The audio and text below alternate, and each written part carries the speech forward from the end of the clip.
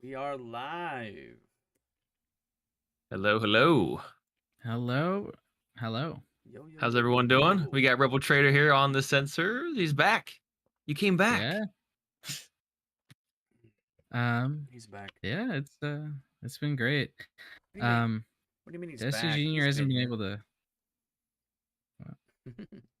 yeah, it's Destiny Junior, we used to podcast all the time, but we haven't been able to recently because just schedules and everything. So I'm glad OTS is picking up some of the slack. And it's great to be on here. Yeah. Yeah, we have a lot of fun. We've said it a million times now. I feel like our viewers um they're probably getting tired of hearing it, but we all just have felt so re-energized after Gen Con. Yeah. Right? We're pumping out these podcasts and just yeah, I've been so excited about the game. Everything's been just awesome. So anyway, I just put out the link. Let me get it out to a few more places before we start to introduce. I want to make sure the fans know who you are, Rebel. Yeah. So let me just get this out there. Bada bing, bada boom. So Rebel, last time you were on, you were with Nick the Bug, right? Yeah. We had Nick the Bug on. That was a while ago, I think. It was. Yeah. It was indeed. And it was. So, remind us, Rebel, how did you guys get Destiny Junior started? Was it just the young guys who were beating up all the older guys, that kind of thing? More or less, yeah. It was like, I noticed that there were a bunch of like younger players, and so I thought like, hey, why not make like a group where we can all talk? And so I did, and that's kind of how we started. It was originally like me, Nick, and Michael Berg, but he basically quit the game like soon after we started that Discord, and then Malik joined and Royal joined. So yeah. Yeah, I'm not familiar with Michael Burr. That name does not even sound familiar. So yeah, was he a competitive guy? Yeah, he's often credited as the guy that invented chopper droids. He played in like Minnesota. I think he made Top Cut at Worlds. I think he probably still plays like with the Minneapolis guys, but they don't do like ARH stuff. So okay, yeah. So Polly, I know that if you remember, we put out the poll. We did. And when we got back from Gen Con, we did the podcast. We did a few podcasts. We did. And then we put a poll out there, and we just asked the OTS community, what do you guys want to see? What kind of content do you want to see? Right. People wanted to see more just community spotlight kind of stuff, like Parker Simpson, Jim the Tank, that kind of thing. Maybe we're gonna bring some artists back on. One of the top, most voted options though was meta breakdowns. What are the top tier decks? And I especially know, I gotta give a shout to Jim, right? Jim the Tank and Patrick over at the Silver Sun Games in Montgomery, New York. Those guys are just getting into ARH. Like, yeah, they're like, a kid in the candy store, just like everything's a shiny new toy. They want to know like what's winning and why. So I think anything to help players like that who are starting up a new scene and maybe fast track a little bit. But also, we got a lot of people out in the community who just love to banter and talk about this kind of stuff. So I hope to get some Q&A. If you're watching when this when Mr. Rebel Traitor starts to walk us through, ask some questions. And but anyway, this was a highly sought after topic. Well, one of the big things that we originally started doing was like deck techs, and even if they weren't super competitive, but just fun deck techs and decks that people were playing, and even if people weren't really playing because they didn't have the cards or at the time of FFG, just getting into it, they got to see what people were playing and how things were doing. And in this new age of ARH, we haven't had a ton of events. I mean, we do events on TTS, and there's the monthlies and stuff, but the last, we've only had a couple of real live events, and I think that just kind of jumpstarts everybody. And so everyone wants to know, wants that tidbit. What are people playing in the live field, and knowing a little bit about how ARH runs, and I'm sure Rebel will kind of get into it, obviously get into it a little bit more, but it echoes some of obviously what's going on in the monthlies and the Top Cut stuff. So it'll be good. It'll be good to see. Good to get back to kind of what we started with, not just with how to Destiny, but like what are people playing and all that good jazz. So yep. Yeah. And we've got a good Rebels, concocted a really well put together presentation, going all the way back to even I think December 21. So we'll one get into that. does. Yeah, as one does. As one does. He's so thorough. But yeah, just got to give you a shout, Rebel. I mean, you are, of course, a co-admin within the ARH, organization. Definitely a very well-known guy. I have to say, one of the best Destiny players in the world. I think it's safe to say that. Yeah, for sure. Yeah, probably. Give you a shout there. And, you also run the league. You're always out there in the community, helping to, show a lot of people just what some of these crazy support decks can do, whether it's Cassian or Kiadi Mundi and strategic discipline. And anyway, we appreciate all your insight. So yeah, I'm excited. I can't wait. I can't wait to hear, your thoughts on all this stuff and, why you think things are good or why something is pushed or why something might be underpowered or, why, I don't know, maybe it took 6 months to come up with a particular pairing that could have been there from day one, right? Stuff like that. People are really interested in that kind of insight. So, if you guys are ready, you guys want to jump in? Let's do it. Yep, I'm putting a call out to the Discords for questions. And we can jump into it. Questions about the meta. Perfect. Yeah. So the slideshow was, the point is to kind of give like a sort of overview of what's been the meta in 2022. And before we get into that, I kind of want to talk about like what do we mean by meta, because there's lots of different ways that term is used, and there's lots of different factors that pull into it. And right now it's kind of hard to make statements about the meta because it's kind of smaller than it ever has been. It's been getting bigger over the past few months, but like in the ARH era, there's obviously been less events since COVID. There's not like regionals every week. You have a much smaller sample size with which to draw data from, and you also have there's quite a bit less competitive players, and a greater percentage of the community now is playing more for fun, and they're not like super trying hard to win everything. So it's kind of hard to determine what the meta is, but usually when we say meta, we mean like the decks that are good and also like the decks that are being played most often. So, and those things don't necessarily overlap all the time. Like oftentimes there are really, really good decks that people just aren't playing because they're tired of it or they don't want to. I think that scenario is pretty common these days. We've kind of seen, like right now, an example like Thrawn Garza Jawa. That is a really, really good deck that has not been over the past couple of months, hasn't really been in like the top tier play because just no one's playing it. But it's still really, really good. Nobody wants the as Tank put it, nobody wants the Scarlet M on their chest, the mill nerd. Yeah. Yeah. And that's mill has always kind of had that effect where like mill will be really good, but people just won't play it because they don't want to play mill. So this slideshow is kind of a history of like a bunch of different events that have happened over 2022, what decks got played, how the meta got shaken up by balance updates, new cards being released. So let's get into it. You want to go to the next slide? I can. Yeah, so this is like before 2022 started, we had the end of 2021, and this is basically this was Elrathian dropping on Christmas, a Christmas present to the community, nerfing some of the decks that had been doing really, really, really well in the aftermath of the release of Unlikely Heroes. And that was like this Padawan mill deck, which if the 86 was here, he could tell you all about that. He won a league with that. Yep. It was almost unbeatable. That deck was it's pretty crazy. Mission That Never Ends with like particularly with Bo and Kara was really, really strong, and so that got hit. It was a great deck. Yeah. And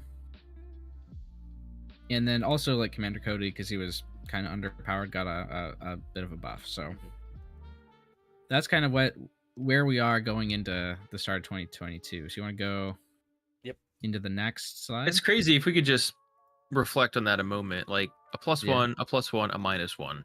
You know, but those three simple changes reverberated, right, pretty significantly. I mean, because that Padawan deck was just crushing. Mission That Never Ends is neutral red, right? It was going in hero and villain decks, and it was just crushing. So yeah, it's just I don't know that Cody's necessarily seen a ton of play since then, but little changes can have big impact. So yeah, let's move on. Cody's seen a bit, but yeah, the Padawan deck was definitely really, really good, and it got sort of tuned down, basically taken out of the meta. The Mission That Never Ends actually still ended up seeing a lot of play with Bo and Rex, who kind of became the immediate substitution for Kara. There were some players that tried to play Bo with Kara without the plot, but I think most people ended up gravitating towards Bo Rex. The other things you had in that format, you had Trandoshans. They were still around. Still really, really good. Jin Han, it was really, really high value. Jin being able to lock you out of 2 cards every turn with 2 attacks, and she just has like big sides also, and a lot of health. And the Jin Han deck was also yellow red hero, which is another big reason why Bo Rex was able to be so good. Yeah, is because Paulie, can we move to that slide? Sorry, I kept us on that one for a minute there. The end of the UH meta. Oh, sorry. My apologies. We were still talking about the other one. But no. yeah. There we go, baby. Yeah. All right. And then you also had hero supports. Were really good. And they were also red yellow. So this was the red yellow era. So the two big hero support decks. There was the Smuggler, Senator, Rebel Pilot, 6-die heroes with Unlikely Heroes, the plot. And then there was Senator, Cassian, Grief, which used Cassian to reset supports over and over again. Yeah, that was gross. So those 2 decks were hero supports. They were good. We had Bo Rex, and we also have Gideon Garinden villain supports. There were a couple of versions of that. There was the one with Crime Lord and the one without Crime Lord, basically. There was actually a third version that ran Crime Lord but wasn't super focused on it. But yeah, it was like, because Garinden special lets you use Crime Lord a lot, and some people tried to do that. Other people just played it like a ramp deck and just tried to make as much money as they could and use Garinden special as a little bonus thing. And then the other deck was like another aggro deck, Hondo Vizsla, and it was just you throw a bunch of big dice out there and do well. Yeah. We got Beacon in the chat saying Hondo Vizsla forever. Yeah. Yeah, he played that one a lot. He played that in St. Louis. Yes, he did. Yeah, I think so. Yeah. And a key thing with that deck is that it had access to Desperate Measures, and it was one of that deck getting Garinden. I think Trandos did Trandos. Yeah, I think Trandos had DM also. Yeah, they did, because it got like unrestricted. Yeah, so those decks having Desperate Measures was a big counter to the support decks that existed. So that's kind of an example of how a card in a deck that's not necessarily a character is hugely influential and can give certain decks a big edge in other matchups. Like in Cassian, it was really, really hard to win into Desperate Measures, because you'd play your 4 resources for Bad Batch, and that's your main win condition, and then it just gets blown up for 0 cost. Yep. And you had to do it though, right? Even if they have a 5-card hand, like, I don't know, maybe you wait for them to discard to reroll to lower the odds of them having it. But yeah, you can't just not play your Outrider, right? You just, when you do play, you just cross your fingers that their immediate next action isn't to lay that card. Yeah, one of the bad yeah, it was just, yeah. Oof. There were some things you could do about it. Like, you could try and like Dirtle, get them to play cards and reroll, and then Senator power action to try and discard it. I think that worked for me in a Galactic Open against Malak. He was playing like Bosk, Boba, or something. I was playing the Cassian deck. So yeah, it's there are things you can do, but it was a big big swing for the yellow villain matchup against the hero supports. Sure. So all right, let's go on to the next slide. So I think I'm gonna go to. I think I'm gonna change it to the full overlay for this, since it's got the outer rim open stuff, right?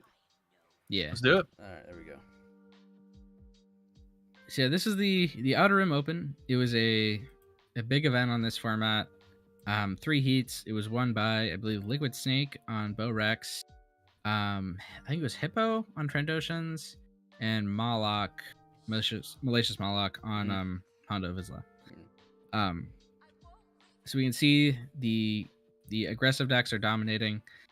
Supports were there, but they weren't winning. It was the yellow villain aggro decks with access to DM that were winning. And this yellow hero aggro deck. But also, if you go to the next slide, we did have some other competitors, and it was, the support decks and Jinhan. This version of Jinhan still has a lot of upgrades. Later, it would kind of change to include more supports. This was Norman's idea. He really wanted to put more supports in there. And that was back when Crate Speeder and things, right, were on the reprint list, if I remember correctly. No. This was after that, I think. Okay. Yeah, the Crate Speeder thing, that was in like September of 2021. And I think it was up until like November when the reprint list was updated. Man, that was a pretty crazy format. Yeah. We had like easy pickings and ancient lightsaber and negotiate and chamber. I forgot about that. Senator, Rebel Smuggler, Rebel Pilot deck. That was a fun little, with Unlikely Heroes.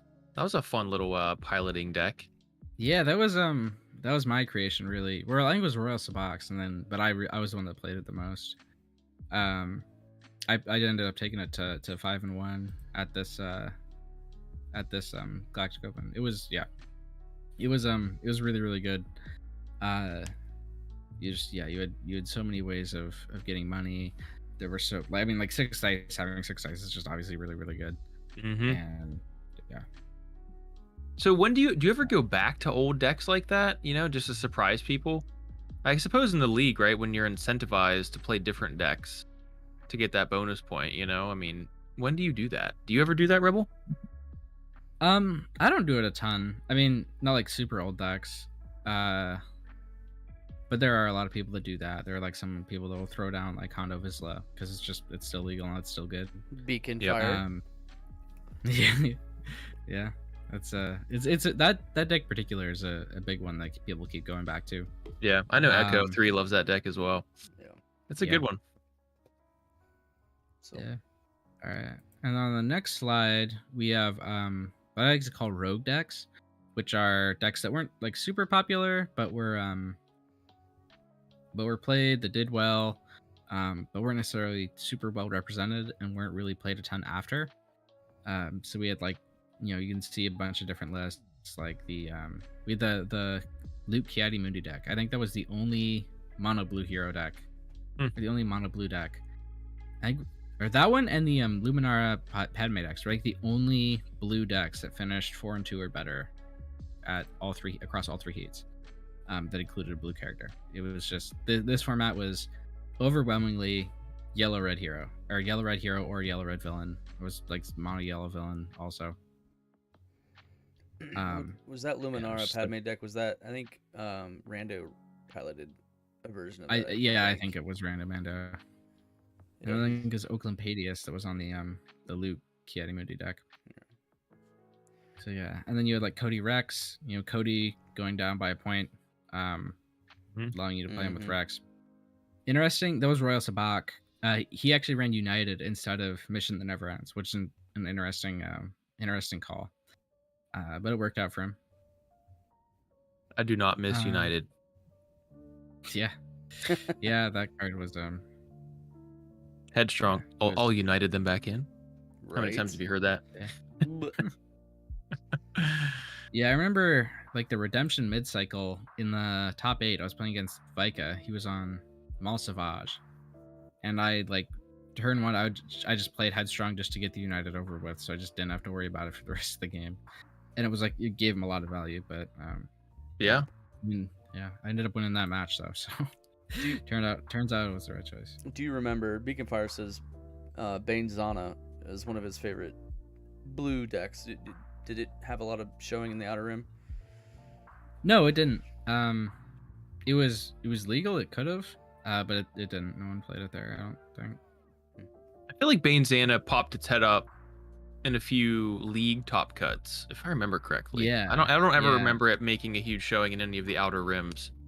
or any of the Galactic Opens, I should say. So, but Yeah, it was it's it's I mean that deck's still legal. It's an interesting one. Bane's a yeah, beast, Yeah. right? He's one of the yeah. That's strongest another characters one in that covert missions. people go back to a lot. Is that one? Yeah. All right, what else we got?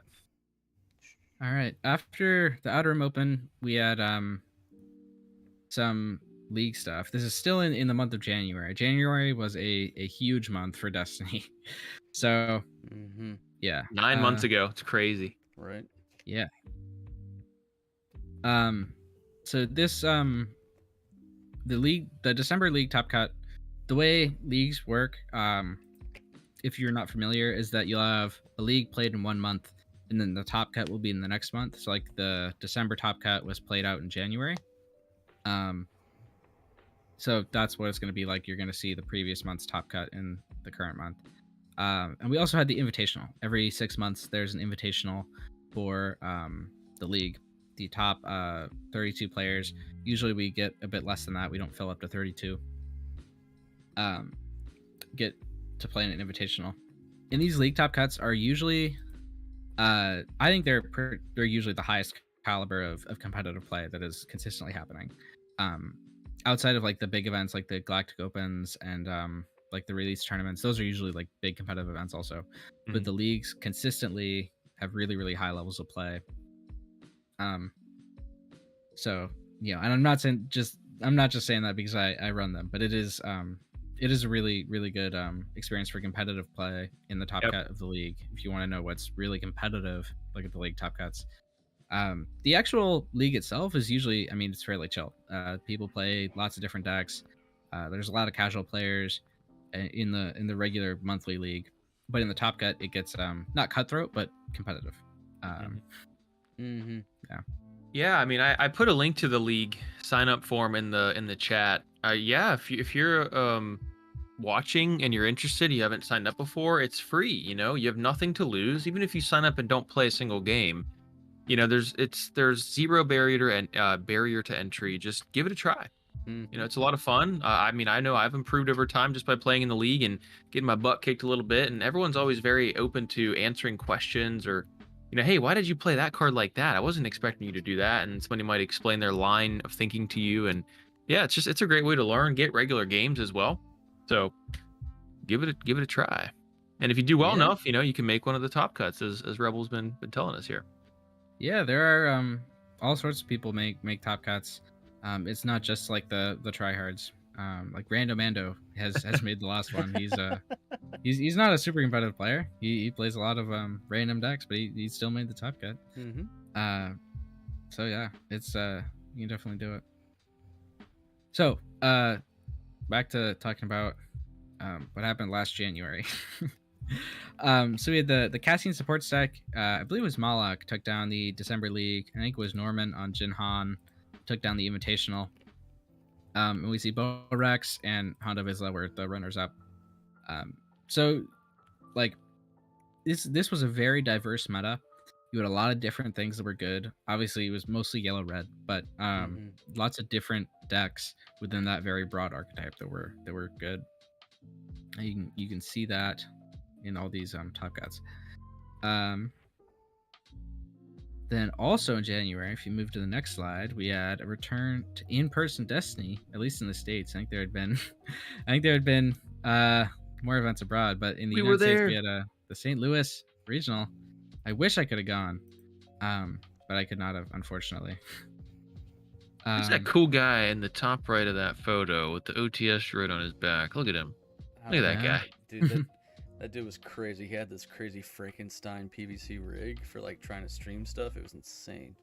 Oh man, that was such a good time though. Like, what's crazy about that is, I think I may have told the story before, or whatever. I'll just tell it again. Like, I approached my wife one day. I'm like, "Hey, you want to go to St. Louis?" She's like, "What? For what?" I'm like, "So I can play this card game." She's like, "That's the thing that makes you want to travel?" Like, she's always trying to get me to go places, and it's like now that I want to meet up with my buddies and play this game in person, like that's what's making me want to go.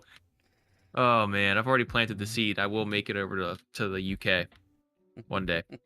So meet my friends there.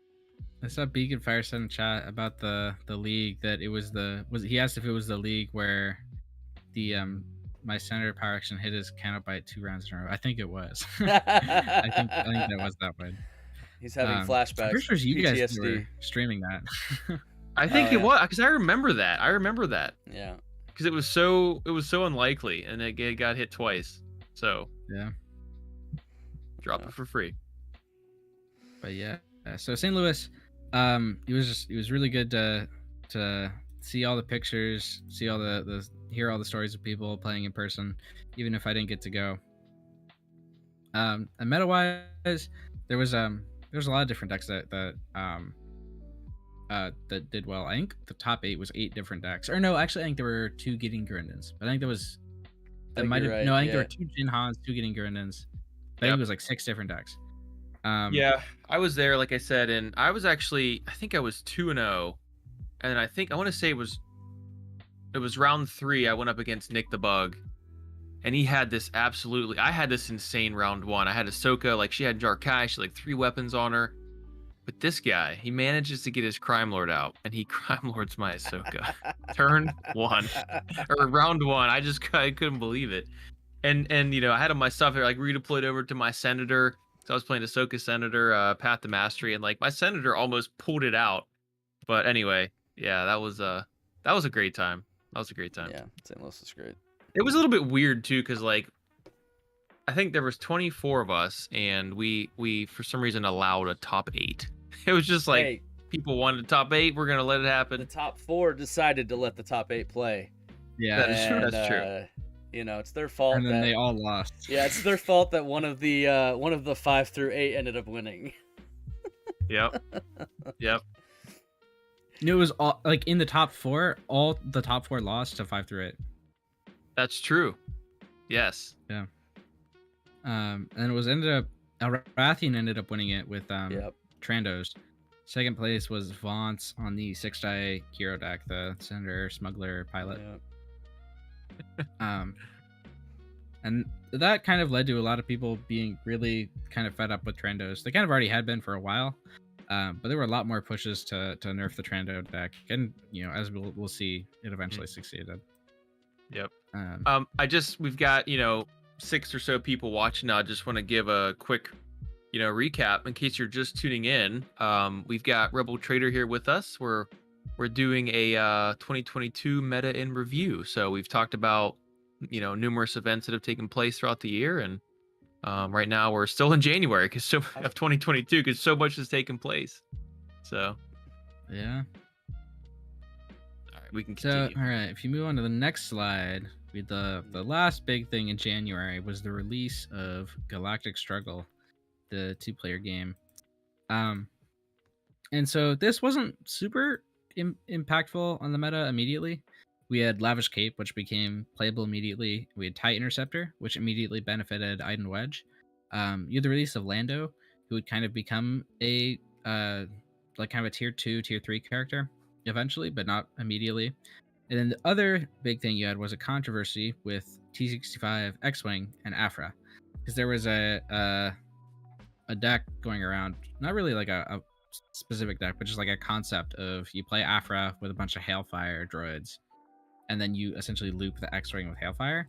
And if you get a bunch of Hailfires out, you can keep doing a bunch of indirect, not infinitely, but it was like it was a big loop, and we never really got to try it out because it was essentially immediately nerfed. But yeah, it was really fun, like building those decks for like the week or so that it was allowed. Rebel.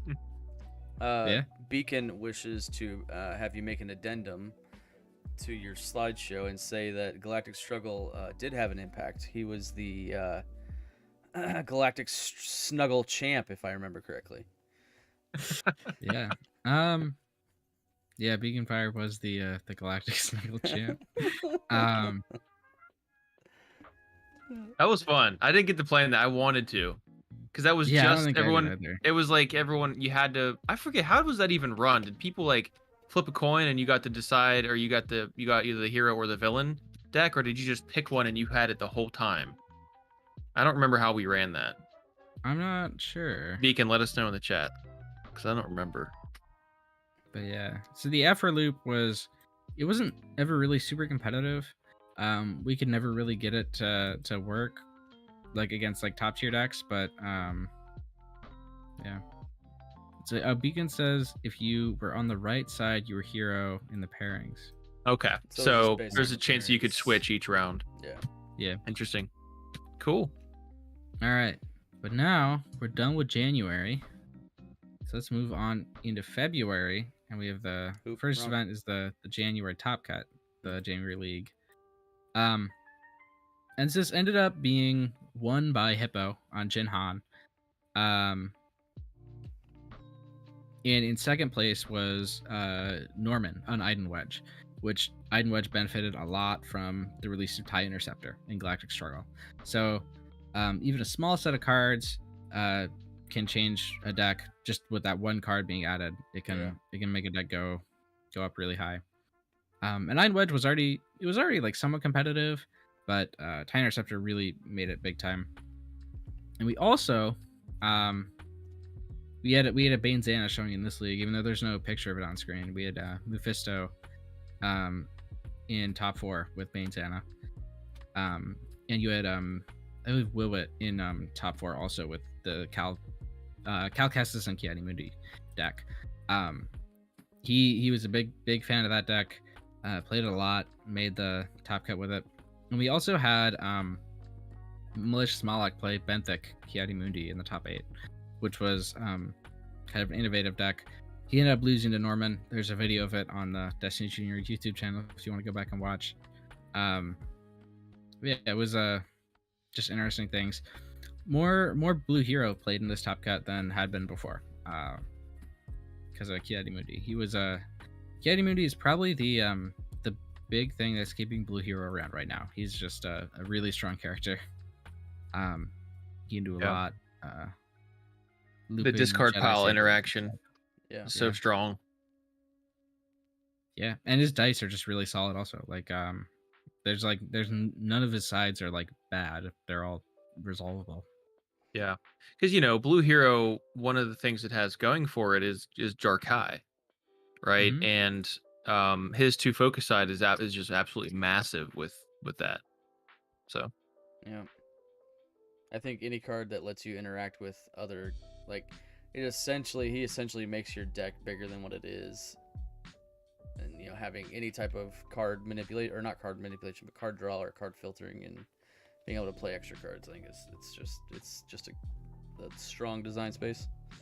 yeah, I do love Key though. Being able to discard like a Yoda Saber to re-roll and then be able to play it right back at the end of that round or the beginning of the next round. Yeah, super satisfying. Yeah. So then after, also like midway through February, we had a update.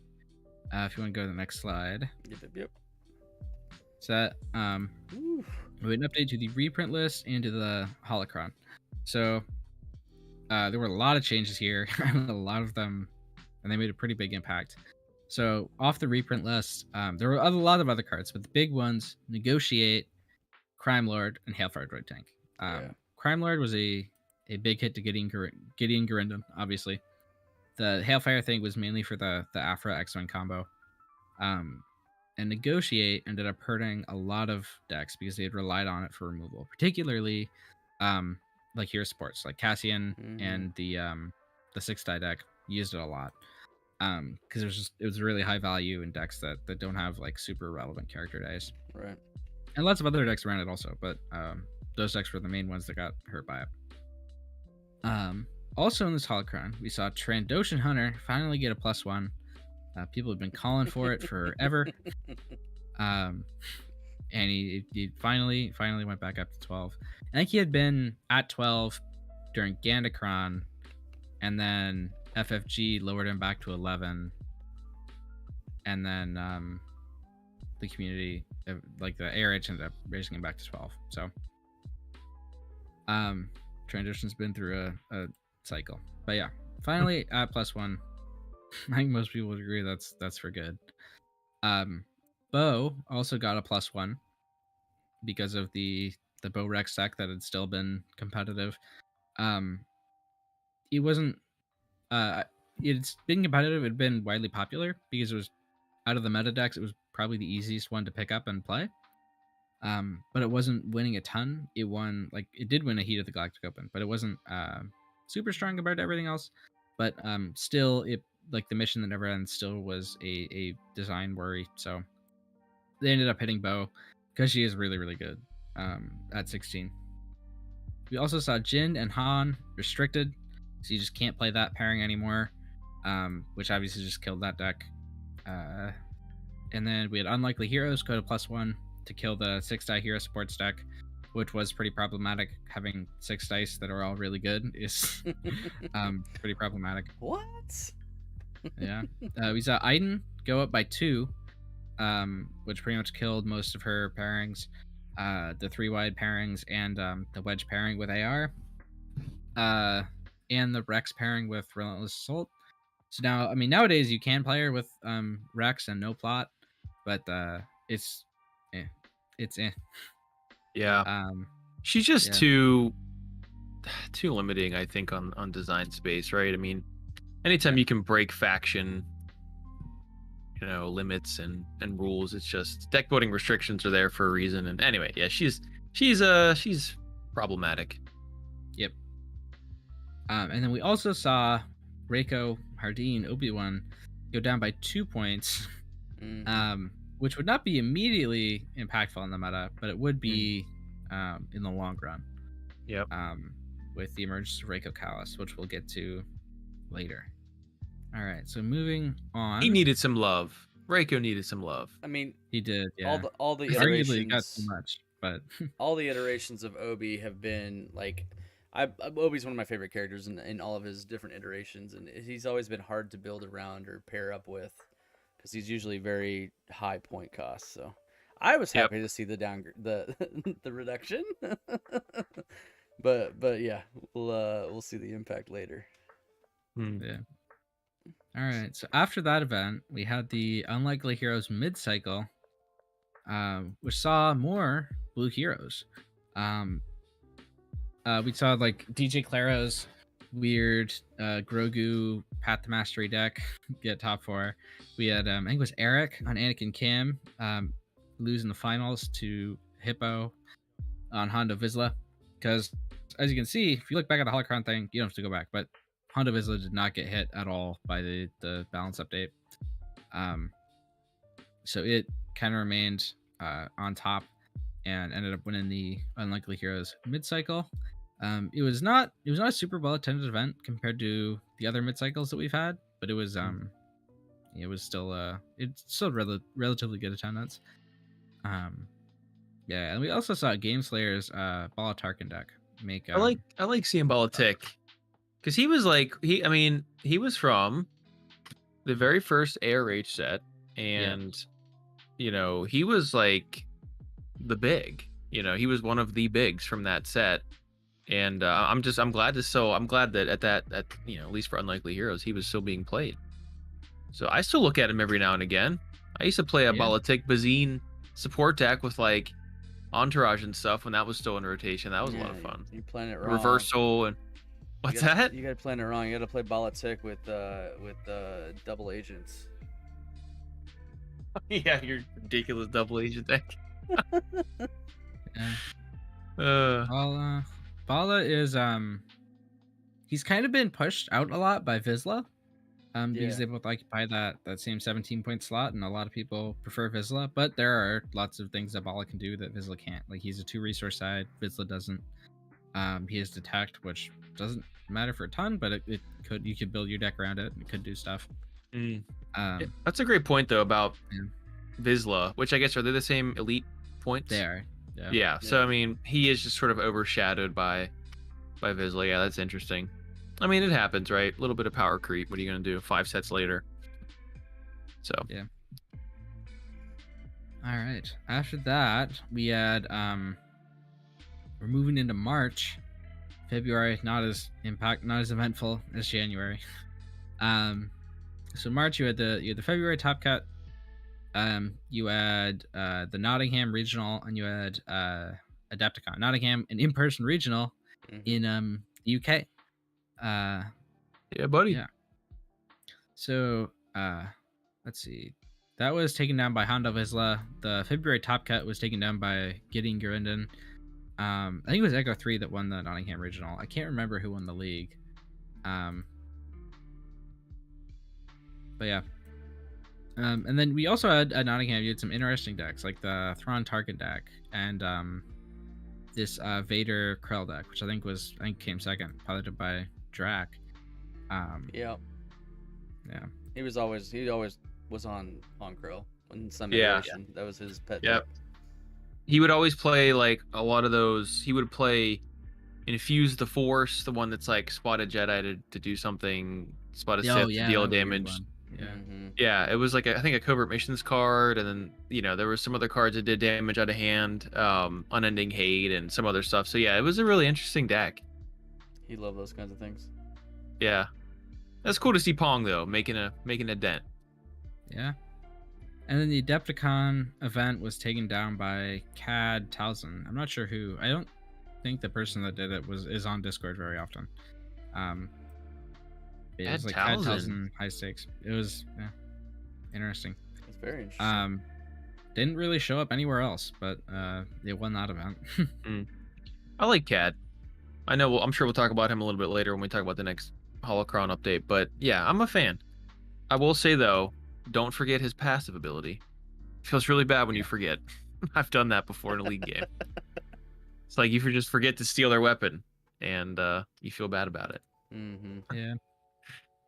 Yeah, Cad's never really found a place in the meta, but he's just, I mean, he's also in that 17-point slot, so he kind of gets overshadowed by Vizsla also, and Bala. Both of them kind of overshadow him, but he's got some play. All right, moving on. March even less eventful than February, it seems. So in April, you had the March Top Cut, and you had also a big online event in Brazil, which ended up being won by this weird Aura 3-wide deck. Which Aura also has not seen a ton of play in the meta. There was I think most of her play has been with Bosk, and even that deck has never been like super top tier. But this deck ended up taking down a tournament in Brazil. The Brazilian meta tends to be a bit different from the meta in the rest of the world. They tend to play a lot of these like weird 3-wide decks. We'll get into the recent regional, but there are a lot of weird random 3-wide decks that come up in Brazil and do well that don't really do well in the rest of the world. Why that is, I'm not exactly sure, but it's so fascinating, isn't it?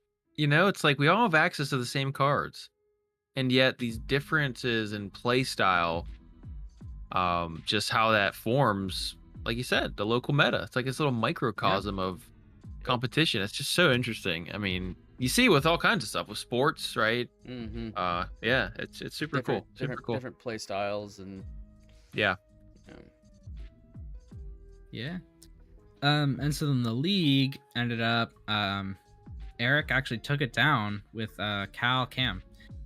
Cam being Caddy Mundi, for those that don't know the abbreviation. But yeah.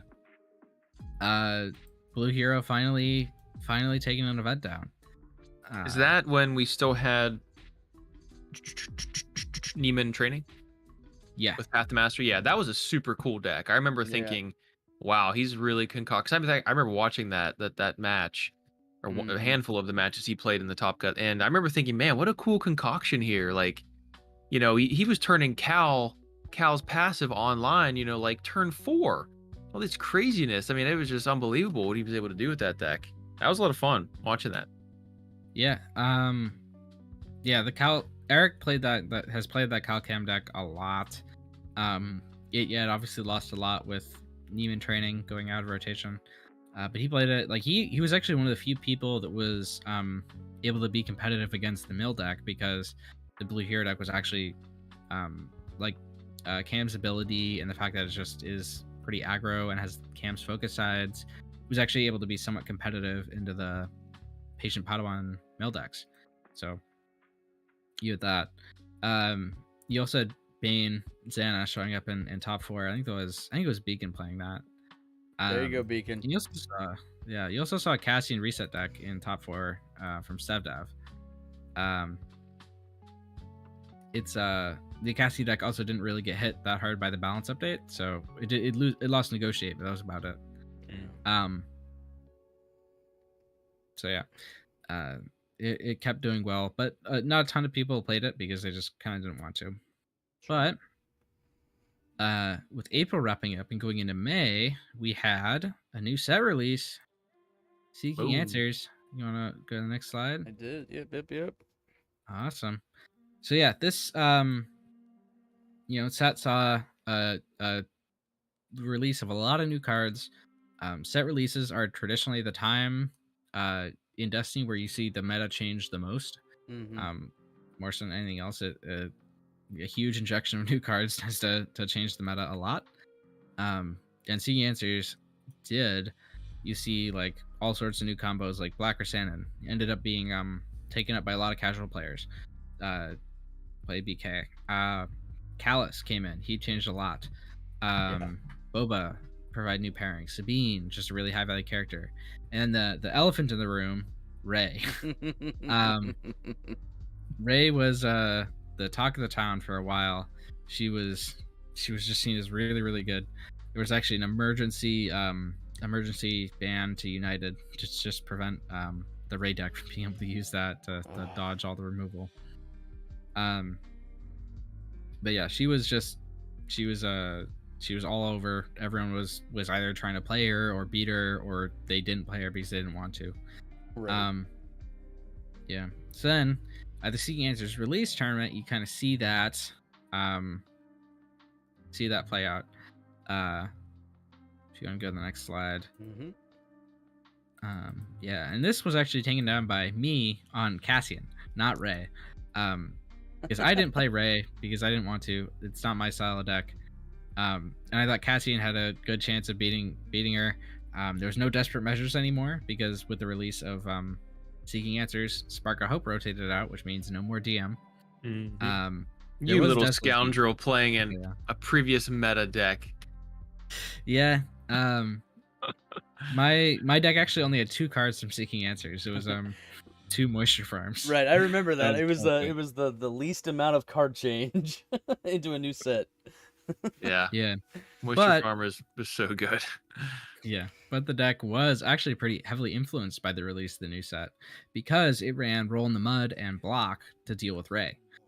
There you go. Yeah, and the change to United made that possible also because if United into like a block for 3 dice, you're just so far behind at that point.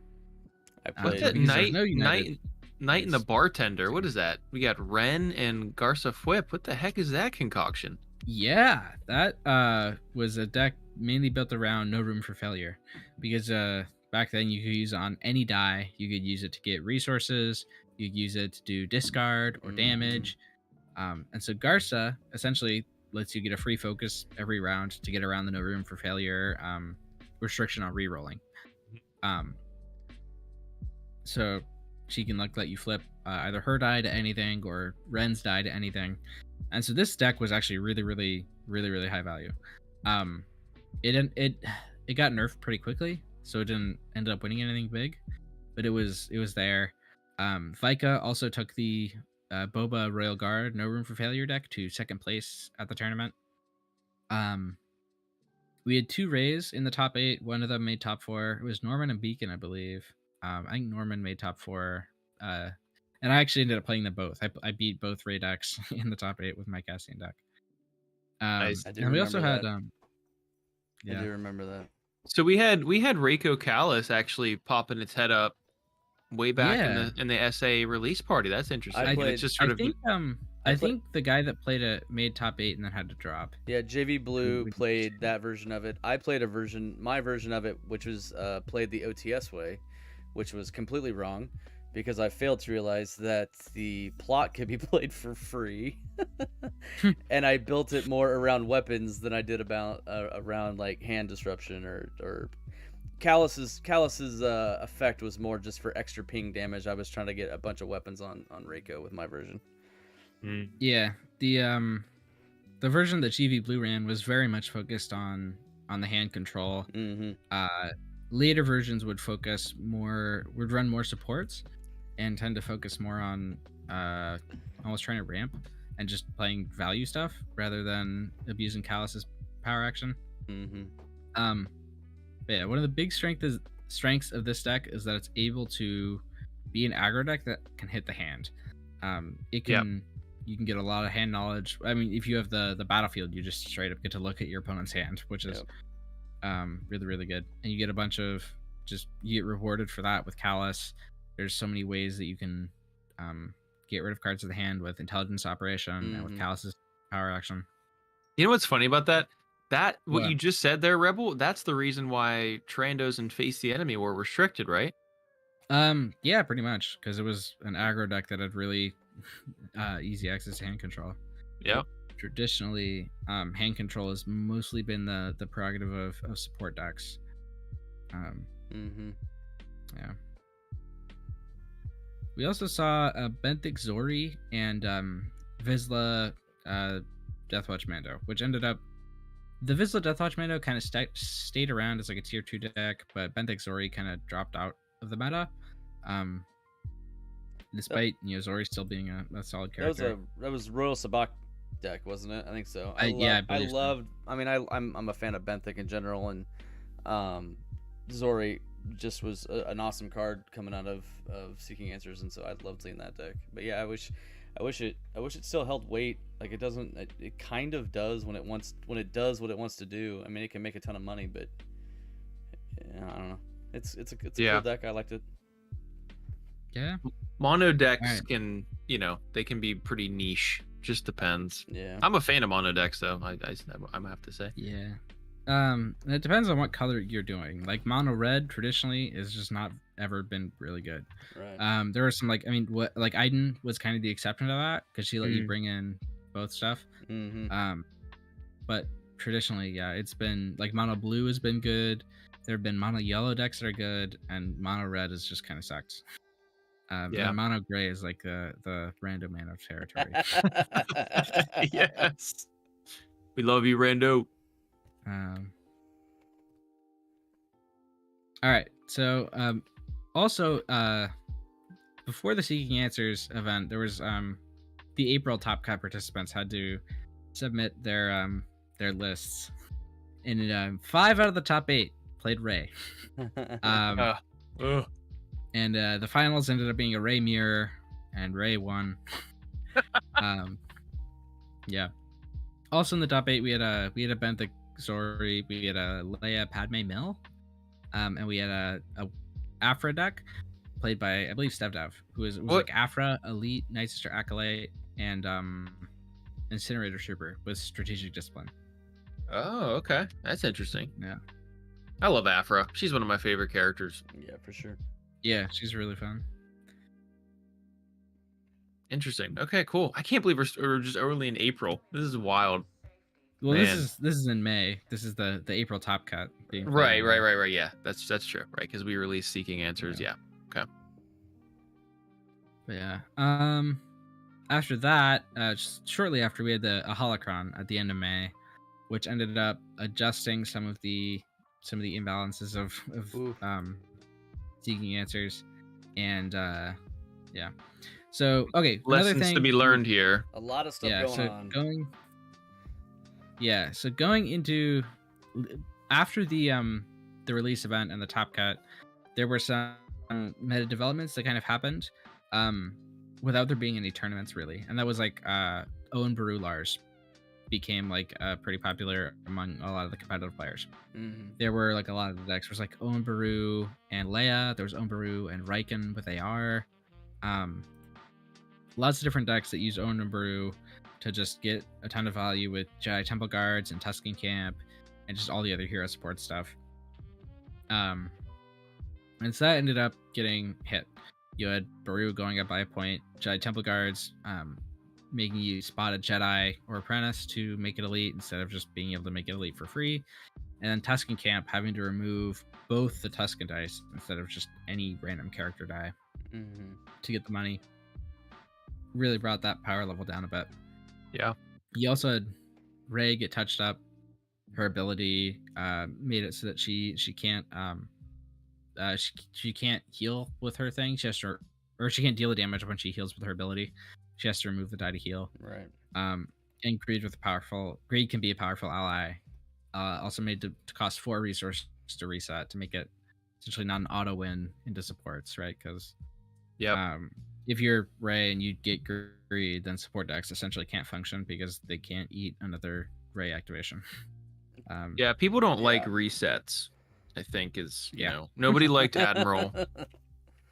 I mean, I get. Like I Admiral. think They I don't think I like can say that. Cassian. You know. They don't Yeah. like Back in the day, Shadowcaster reset, right? Yeah. Oh yeah, I was a big player of that. Yeah. So was Malwalk. I was local with him. So. Yeah. Yeah. Let's see. Also, you saw Cassian and Senator restricted together, which ended up hurting that specific version of Cassian. And it kind of took Cassian himself out of the meta for a bit, but not for long, as we'll see later. You saw No Room for Failure get hit. I believe it made it so you can only do damage dice with it now instead of just resources or discard or shields or anything. Which took Rengarsa out of the meta, and it took Beauregard out, but Beauregard hadn't really been played outside of Vika. Well, that was that plot was the same kind of deal as what Snoke was, right? Like Snoke's power action was got errated to removing or doing it only to damage dice as well. Yeah. Yeah. I think this is a lesson learned for sure for all of ARH and our design, and I mean, you know, I'll say just a little bit of a teaser here that the next set is the most play tested set I'm pretty sure we've ever developed. So that's coming out in November. So, you know, we learn from our mistakes. Yeah, spoiler season is coming up. Reset the clock. Coming soon. Oh, bring out the memes. Yeah. The last change in this holocron was that Zeb went down by a point. And that would be pretty impactful later. So yeah, moving on. First big event in June after this holocron, the UK Games Expo. Go and move the slide. Yeah. And this was it had 2 heats. One was taken down by Rey, actually. Post nerf everything, she was still good. She hasn't really been played in anything competitive since then, but she won that event, and was also, I forget who played Rey, but I believe it was Sarah Evans that ended up taking down the second heat with Snoke Towson. Nice. Yeah. Did that person play the A side of Rey or the B side? Did he flip into her or the B side? Okay, yeah, got it. Yeah. I know we'll talk about it here in a little bit, but Rowan Atomisk, he played A side Rey at Gen Con. Yeah, and, he's been a big fan of that deck. Yeah.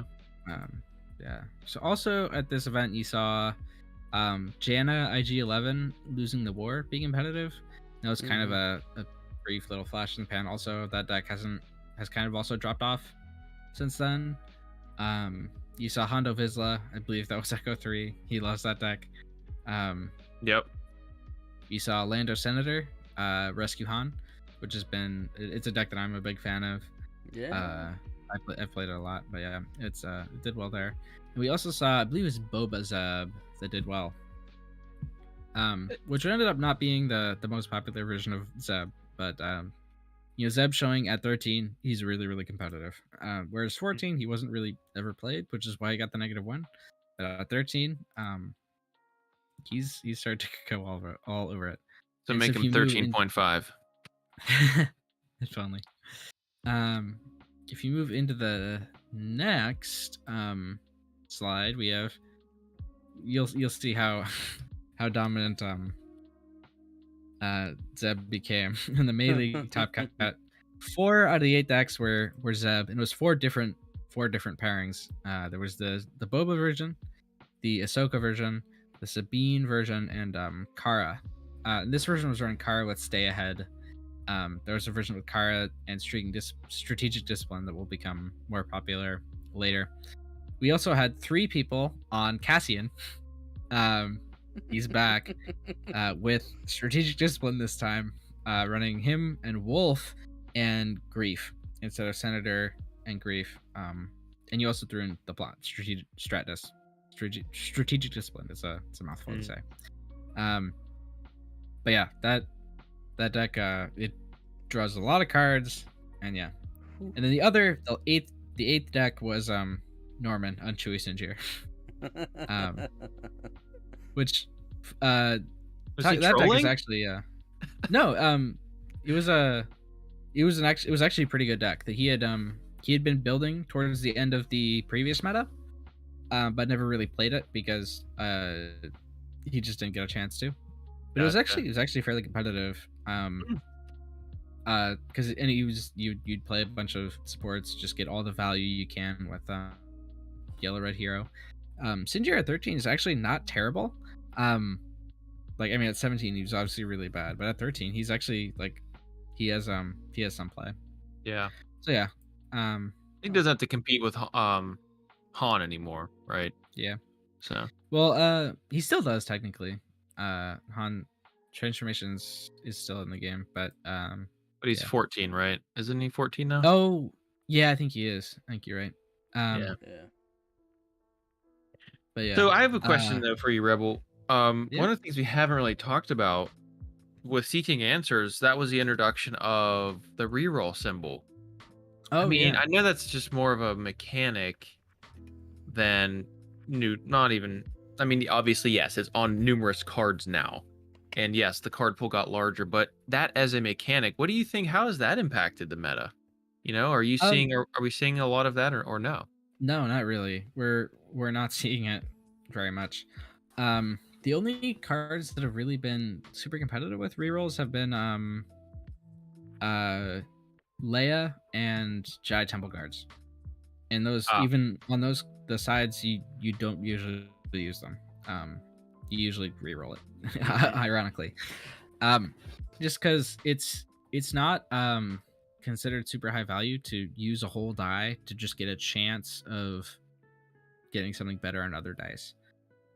Even if it can be used to defensively against other people's dice, and it has been used that way occasionally. It's not a super good use of a die from a value perspective. That's interesting. So is it safe to say then that one die is worth more than one card in your hand? A die on the table? Usually, yeah. Depending on context, but yeah. Yeah, interesting. Yeah. I think the reroll, in my personal opinion, I think the reroll symbol as a whole, like Rebel said, is not as impactful. Like, you're not, like he said, you're not spending that die to, possibly soft mitigate or reroll into something when it can just be reversed. Yeah. I like playing Finn, who has some sort of payoff for doing a reroll or cashing in a reroll side. And obviously we don't see it. We don't see a lot of that utilization. It was more about the reroll symbol in this set, so we'll see if ARH has any tricks up their sleeve to utilize that in the next set. But I think that probably also plays a little more into it if there was more impactfulness to, how you used it or what you could do with it. Yeah, and typically you'll see when there's a new mechanic like that, like detect, right? There was, I don't know what it was, like 15 cards or what have you that had detect in the very first ARH set, and then you had a couple of more in the next set after that, and eventually you stop printing cards that have detect. You can't just print them, ad nauseum. And so like I'm sure we'll get some support for re-rolling. So anyway, keep it moving.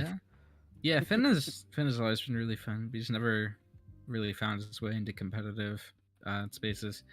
But yeah, so May Top Cut ended up being taken down by Ahsoka Zeb. Second place was me on Cassian. Beacon got really, really lucky in the finals. I had like 4 dice, and I needed to kill Ahsoka, and I like blanked out in all 4 of those dice. And the next round, I just needed him to roll like one or two less than max damage, and he rolled like max damage on Ahsoka.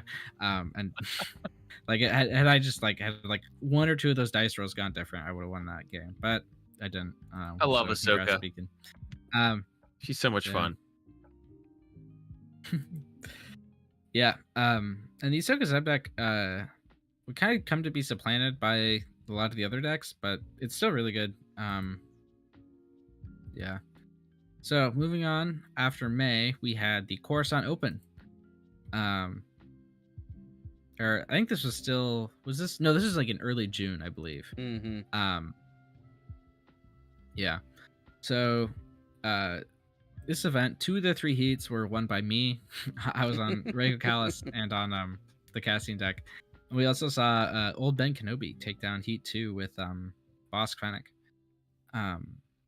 Which, interesting. Bosk has always been a really, really high value character that has always sort of been on the edge of competitive play, but hasn't always been at the top.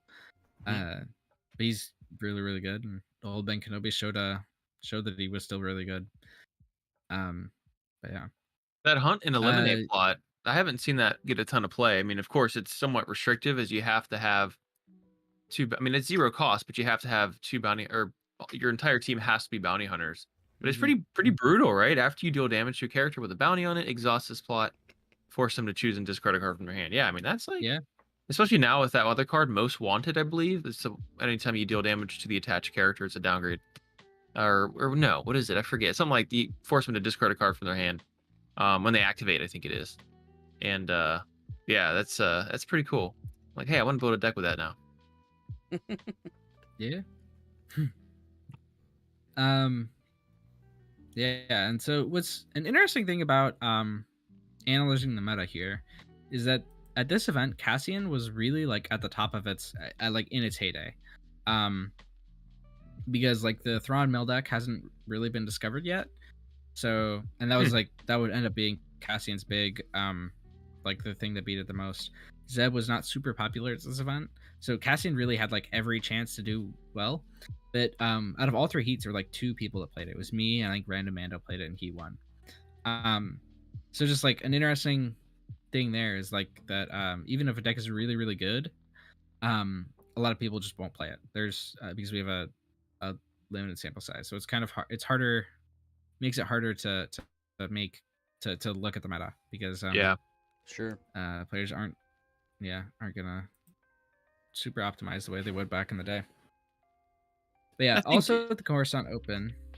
Oh, go ahead. I was just gonna say, I think everybody wants to be the guy who can surprise right his peers and be like, you know what, I showed up with this wild deck prize, I won. You didn't see that coming. Like, so that could also be a reason why, even though people could probably secure wins with well-known decks, they just want to mix it up. It's the fun part of the game.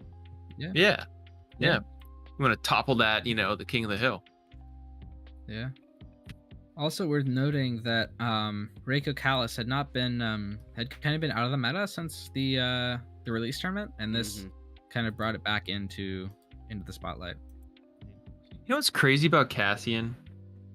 What? Man, he came out all the way back in Faltering Allegiances, the first set from ARH, and like he's seen various levels of play over the years and months and things, but it's just ever since the whole reset thing was exploited. I mean, he always had that. It's not like that text was added, right? It's just like what has it been, Rebel, that's made him like disproportionately strong in the later sets? It's been supports that benefit a lot from being reset, like Bad Batch and Tusken Camp. Mainly those 2, the supports that bring multiple dice. Like back in the day, like when FA came out, we played him with like Babu Frick and I remember that. Who was it? I can't remember. I think you had Babu Frick, leader character. Satine. It was Satine, I think. Yeah, and you had the droids and the combat droid. Yep. To just like try and get that over, and we like sometimes you do Entourage also, just because Entourage was high value. But yeah, it was it's an Entourage with 1 die is something like a Bad Batch with 3.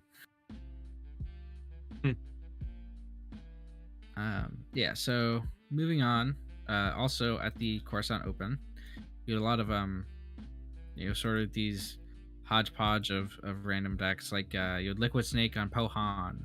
You did have a couple of people playing Zeb. You had Sabine, I think it was Darth Clooney, and Ahsoka Zeb, which was Incognito from New Zealand. You had Game Slayers, Pyre DWM's deck. You had me on Lando Cassian, or Lando Senator, not Lando Cassian. We're not there yet. You had, I think it was Echo on Hondo Vizsla. What? You had you had Malak on the Tarful Varo deck. That was bringing Black Chrysanthemum in, and you also had I think it was Stevdav on Leia, Grease, and Figrin Dan. Leia Mill is really, really good, and it hasn't been super well represented in the meta, but it is really strong. So Charm was the other new mechanic we Yeah. got with Seeking Answers. What's your thought on that, Rebel? How has that impacted the meta? It's been underused, I think. Garza is obviously the main character that's been playable that has Charm. She's been in a lot of good decks. Like there was the Ren Garza deck, and then there's like the Thrawn Garza Mill, which we haven't really gotten to yet, but it's big. And then there's actually this Leia Garza Dan deck. And Leia is the other big character that has been played with Charm. It's like those decks are really good. The mill decks with Charm. Charm has mostly been a mill thing, it seems. Is Leia Garza mill characters, but yeah, Garza is just really solid value. Anyway, because she's the only Charm character that you can do her ability with only one Charm token. She's really good for that.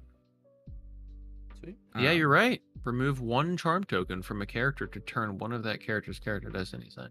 That's interesting. Yeah. Huh. Yeah, like Leia requires 2, Dan requires 2. How many other characters are there with Charm? There aren't that many, I don't think. Yeah. A lot of them require 2. Sai Snoodles. That she also requires 2 Charm tokens. Hey, Luke. It takes a while to set those up. Yeah. All right, what else we got? Let's see. Yeah, so moving on to we saw a few other random rogue decks at the Coruscant Open. You had Blacker Sandon. He was played by a lot of people. Some people did like kind of well with him.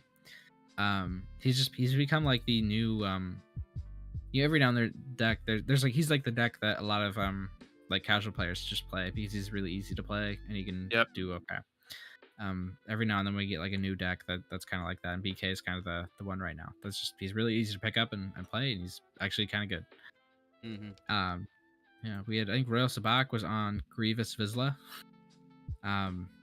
You saw, I think it was Malak that played this Afro deck that Stevdav had initially played way back at the League Top Cut that was happening at the same time as the release. Yeah, the burn deck. So it was kind of brought back. I think it was Beacon Fire and Gringo Stoso on the Veer Snoke deck, which kind of it ended up not being as popular as Gideon Snoke or Talzin Snoke. And you also saw a lot of people bring Base Trip, which is it was a deck that a lot of more casual players brought, and some of them did kind of well with it. So yeah. There you go. All right, moving on. You had the Echo Base Spring League, and this is kind of where we see the onset of the Thrawn Mill deck. It's Thrawn, Garza, and Jawa, and you use Thrawn to blank stuff and Garza to blank stuff, and you have like 4 dice with 2 discard sides on them. That's kind of the modus operandi of the deck. The finals of the league ended up being me and Beacon. Beacon ended up taking it down. Beacon. So the format of the Echo Base Spring League is different from how other things were ran. I think Echo Base was planning to do more leagues, but I think they decided not to for some reason. But the format of the Top Cut was that each player brought 2 decks. I think it had to be hero and villain, and you had to win with both of them to win the match. So Beacon's 2 Cool. decks were Bobazeb and the Thrawn Mill deck, and my 2 decks were the Thrawn Mill deck and Cassian. um, Surprise. So yeah, both of us were on the Thrawn Mill deck. Yeah, he ended up taking it down. I think my Thrawn beat his Bobazeb. He managed to beat my Cassian with Bobazeb, and then he beat my Cassian with Thrawn, because Thrawn has a really good matchup into Cassian. Because of all the discard sides, you can shut them down really easily. Yeah. What's up with Boba? That was actually one of the cards we spoiled here Yep. on OTS, and the Daimyo of Tatooine. I Yeah. think we looked at him initially, and I remember thinking like being like somewhat underwhelmed because I liked him a lot. Yeah. It forces you into like a mono yellow, and at the time the cards that were available, like with Tusken Camp and stuff, like they were very, very good. But once like especially Tusken Camp, once Tusken Camp got hit, like it just mono yellow wasn't as great as it could have been, in my opinion. And that's why you saw, like Rebel, like you said earlier, you saw yellow red as being a predominant color pairing instead of just straight mono yellow. So I liked it a lot. I think removal was also probably like being able to roll his die in and remove it again is great once around, but I mean, and his dice were fine, were okay. They weren't anything over the top. But being able to roll in multiple sets of dice with Cassian Reset is just ridiculous. Yeah. What's your opinion of Boba, Rebel? Yeah, he's a really solid value character. He's seen play in a couple different decks. He saw play in the Boba Guard deck with No Room for Failure that Vika played at the release tournament. He made it all the way to the finals with it before losing to the Cassian deck. And it's also seen play at Boba Zeb, obviously. And the Boba Zeb deck has kind of fallen off as of recent compared to other versions of Zeb, because it's not as explosive. It's just kind of it's high value. But Boba he's a good character. I think I really liked him when he came out. I rated him pretty highly. And he's done his job as a value character. But like the decks that he's in are just not super strong right now. And he's just not the best partner for Zeb, it seems. Yep. Okay. Yeah. So moving on, you had the RH Invitational, which is as of yet incomplete. This started like back in June. And we're still waiting on Malak and Vance to play their top 4 match. But both of them have been really busy for pretty justified reasons, and they haven't been able to get it in. But yeah, so right now we're waiting. I'm in the finals with Reiko Callis, and then the top 4 match is Malak on the Thrawn Mill deck versus Vance on the Leia Garza Dan deck. And then you also had the Gideon Grundon deck here is Gringo Stoso's deck from top 4 that he lost to me with. Yeah. So we see the resurgence of Gideon here. Yeah. So no longer with Crime Lord, but I see some pretty beefy supports there, like Blizzard and things. So interesting. Yeah, Blizzard, Armored Assault Tank, Tusken Camp, 501st Team General, and Inhibitor Chip also. Inhibitor Chip has always been a big card for that deck. Inhibitor Chip is such a good card. Yeah. And essentially, the deck revolves around getting as many like resources as you can to play big supports, and then sometimes using Gurindon special for big dice like Blizzard. And Very good. And then the Leia Garza Dan deck that Vance has played. It's a really, really good deck, and it's been kind of underrated. He's been really the only one that's played it. But this deck, you can do a lot. Like you have you get a lot of value from Charm. using it for Leia's PA and for Garza's PA. You can do it defensively. Like Leia helps you mill really fast. You can get pretty lucky with Leia. And do a lot. And like the discards help you shut down support decks like Cassian and stuff. Like this Leia deck actually is a fairly decent matchup into Cassian because yeah. He's running 2 copies of the modal nodes. That's wild. Yeah. It's a 3-drop. I mean, it's got some pretty crazy money sides on it, but it also has charm itself, so that does make sense.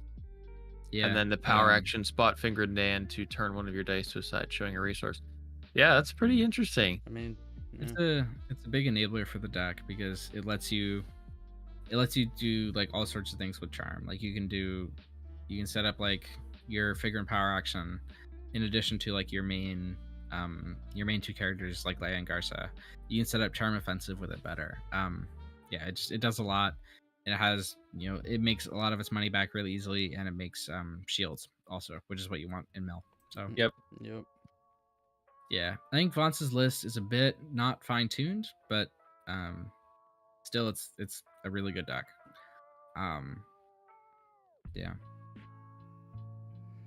Sweet. All right. Want to move on to the next slide? Let's do it. July. Yes. Now we get into July. We had 2 big in-person events: the Belo Horizonte in Brazil and the Stafford Regional in England, and we also had the June League Top Cat. And so the Brazilian regional was taken down by Black Chrysanthemum. In an interesting turn. I think this is the only major event that he's won, despite being one of the most popular decks right now. Just in terms of the general player base. Yeah, it won here. We saw Gameslayer take down Stafford with Yoda Thief. I can't believe that. That's just that guy's a deck builder. Gameslayer is a deck builder. Man, that guy comes up with some craziness. That's some spice. Yeah, the Yoda Thief deck is legit. It it can live for a long time, and just get a lot of value. Yeah, characters like Black Chrysanthemum, I mean, they're nice, kind of like Akbar, right? You don't have to worry about who's on your team. You're just like, okay, this is my character. Let's do this. Yeah. So it's nice to have some of those, right? They have low barrier to entry. They can get people to come back to the game, or somebody who has no idea what they're doing to just play that one dude. So yep. I think In the ARH June League ended up being won by Vika on another Black Chrysanthemum deck, the Tarful Wolfwaro deck. He actually ran Elite Tarful. The previous version of the deck had ran Valor's Tribe instead of the Elite Tarful. But yeah, and that deck used Wolfwaro to bring in Black Chrysanthemum. And yeah, you start with less health, but you get a lot of dice, a lot of big dice. And yeah, it ended up being enough for Vika to win the league with. Second place, you had Hippo with the Thrawn Mill deck, and you also had interestingly enough, Beacon in top 4 with Snoke Gideon. And yeah, I think that was the last big event that Snoke has been played at. But yeah, he's still out there if you want to break him. Nice. Yeah. You know, I've heard many people call this the most diverse meta we've had. Would you agree with that, Rebel? At least in a while, yeah. It's been there's a lot of things that can do well right now. At the top end, I mean, like Cassian and Zeb are really competitive, but yeah, they're kind of hard to beat. But there are things that can beat them. And if you take just a step below those decks, there's a ton of things that can do well. Mm-hmm. There are not very many decks that have won multiple events on this format. Yeah, it's really wide open. I think the most diverse meta was probably Legacies. But this one is up there. It's really good. Awesome. Yeah, that was before my time, so I'm glad to hear though we made it back to a diverse meta. Yeah. All right. And so moving on, we had a reprint list update in July. No holocron, just a reprint list update. And it brought back a lot of things. The big things, Raylo, in preparation for Gen Con, just to try and throw a bone to some of the old players. Raylo is kind of like it was kind of like Black or Santon in a way. It was Yeah. something that a lot of casual players just played because it was easy and somewhat good.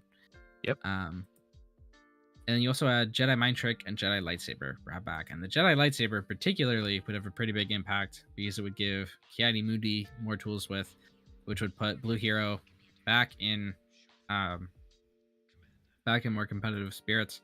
Because before, Blue Hero hadn't been super competitive. If you think back to all those events we were just talking about, not very much Blue Hero. And right after that, if you move on, we had the Atibaia Prime Championship in Brazil. Didn't have Blue Hero immediately make an impact. We did see Luminara Leia, but that wasn't really running. It was running Jedi Mind Trick, but not Jedi Lightsaber. We would see this Yoda Thief deck make an appearance in top 4. It was running Jedi Lightsaber, and so it benefited a lot from that. Mm-hmm. And you had second place was the Boba Vizsla deck, which is interesting. And then he was so Boba's making an impact. Reiko Callis, yeah. I think it was Jeff Olivia that ended up winning this with Reiko Callis. Ooh, Jeff Olivia. Jeff Olivia, got to give him a shout. He's been on OTS for a long time. Yeah. He's a great player. Awesome. But yeah, so Reiko Callis, this event kind of cements that Reiko Callis is back in the meta, that that's a force. Yeah, these other 3 decks, solid competitors. Like the Bo Vizsla deck is interesting. Not sure it's better than Hondo Vizsla, but it's there. Yeah. So then after that, we move into August, and Gen Con